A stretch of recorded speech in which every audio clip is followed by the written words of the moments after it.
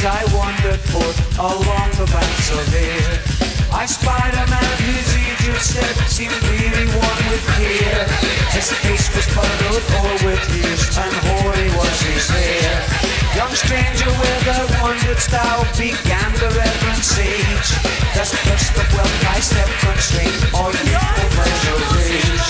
Or happy pressed with fears and woes, too soon thou hast begun to wander forth with me to mourn the miseries of man.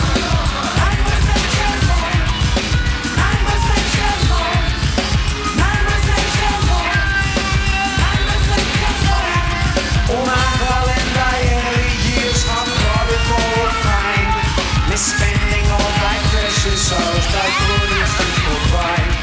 On carnival stood the sway, licentious passion burn, which time on force gives nature's law, that man must make it more.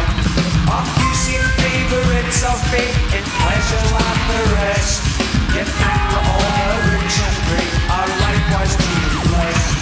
But no one drugs in every land are wretched and forlorn, though we will like this lesson learn that man was made a war.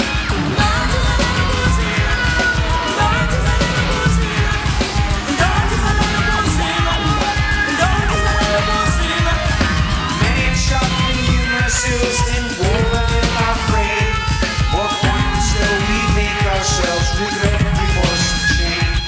And man whose head erected face, the smiles above the door, man's envy and keeping and makes countless thousands more.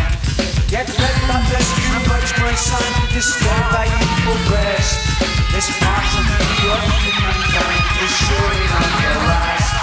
The pure rest, the honest man, had never stood before, had there not been some recompense, they never could have more. Man must make them more. Man must make them more. God is a lot of repetition, repetition, repetition, repetition, repetition.